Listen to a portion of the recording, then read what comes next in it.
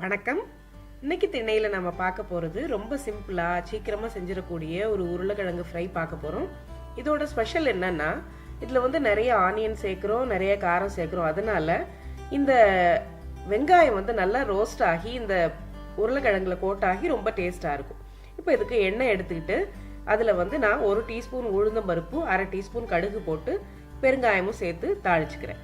இப்போ அதில் பொடியாக நறுக்குன ஒரு வெங்காயம் சேர்த்துருக்கேன். அந்த வெங்காயத்தை சேர்த்து இப்போ நம்ம நல்லா வதக்க போகிறோம்.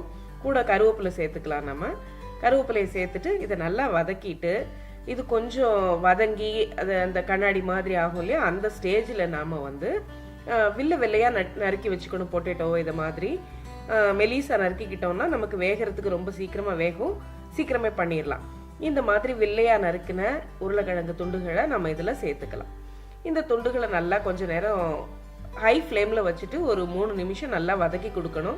இது சேர்ந்துருக்கிற துண்டுகள் அப்படியே பிரித்து விட்டுறலாம். நம்ம பிரித்து விட்டுட்டு அதுக்கப்புறம் இதை நம்ம ஃப்ளேமை கொஞ்சம் கம்மி பண்ணிடலாம். கம்மி பண்ணிவிட்டு மூடி வச்சுட்டு ஒரு 3 நிமிஷம் நம்ம இதை வேக விட போகிறோம்.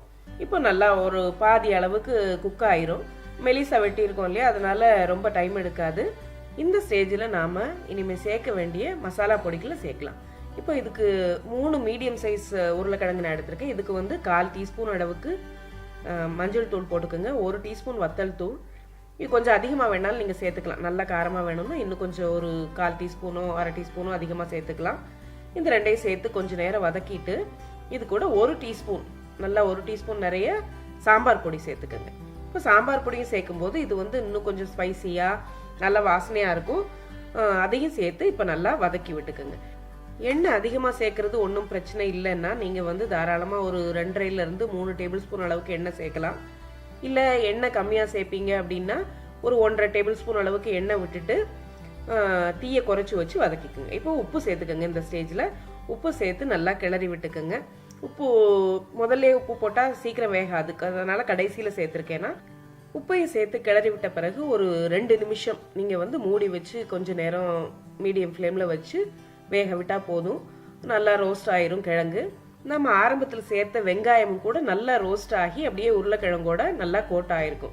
இது ரொம்ப டேஸ்ட்டாக இருக்கும். சாதாரணமாக இப்போ நீங்கள் தேங்காய் சாதம் பண்ணாலோ இல்லை சாம்பாருக்கு இல்லை பருப்பு குழம்புக்கு பருப்பு சாதத்துக்கு சேர்த்து சாப்பிட்றதுக்கு ரொம்ப ரொம்ப நல்லாயிருக்கும். தயிர் சாதத்தோடலாம் சேர்த்து சாப்பிடணுன்னா இந்த ஃப்ரை ரொம்ப நல்லாயிருக்கும். இதை நீங்களும் செஞ்சு பாருங்கள். இந்த ரெசிபி ரொம்ப சீக்கிரமாக செய்யக்கூடியது. இது உங்களுக்கு பிடிச்சிருந்ததுன்னா இதை லைக் பண்ணுங்கள், ஃப்ரெண்ட்ஸோட ஷேர் பண்ணிக்கோங்க. இன்னொரு நல்ல ரெசிபியில் நாம் அடுத்து சந்திக்கலாம். நன்றி.